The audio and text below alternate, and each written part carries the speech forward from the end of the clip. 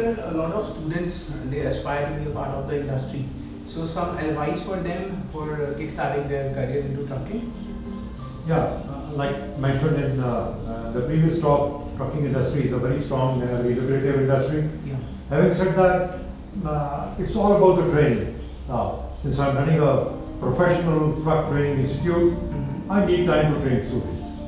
If somebody walks up to me and gives me a limited available time for training, I don't think I will be able to address those kind of students.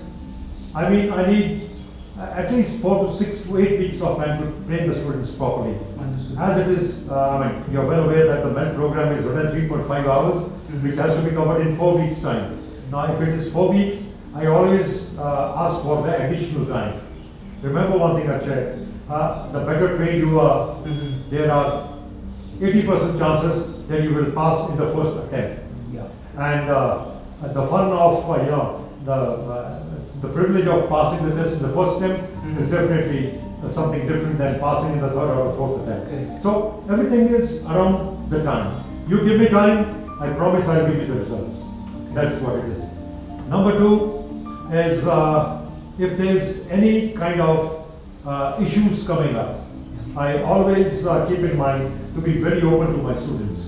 I welcome them to come and communicate with me directly in case they want to change their schedule. Instead of morning, they want to come in the evening or otherwise. I'm very much open to that so that the training does not get affected. The third advice would be that when you are selecting a training school, you should be reading between the lines. You see, ethically, every training school should be meeting a particular standard.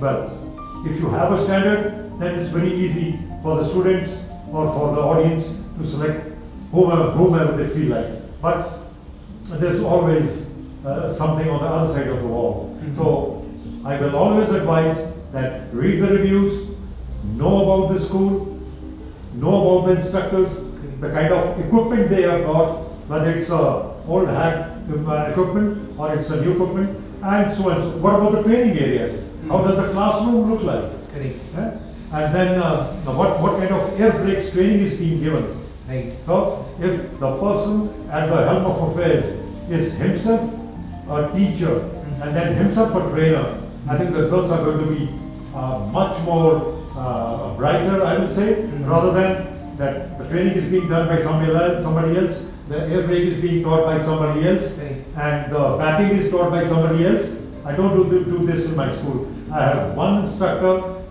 answerable for the student in all the 4 segments of training.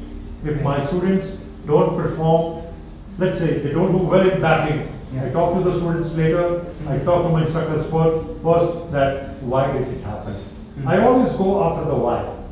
So since my why is very strong, I am able to address all the gray areas in case they arise during in due course of training. So these are the certain aspects I would advise to the students. Look, watch. Well, there are some institutions who give a demo training. The other day, somebody walked up to me, a student, and said, "Well, can you give me a demo lesson?" And then I'm going to make up my mind. Honestly, actually, I told him, "Well, thank you. You can go and look for somebody else." I don't believe in giving a demo lesson. What my standard is today, my standard is going to remain the same till the last. I don't show something and then later on my instructors do something. So with those standards, with that benchmark, I always advise that keep your eyes open, look for the right people, look for the right school, and join. Thank you.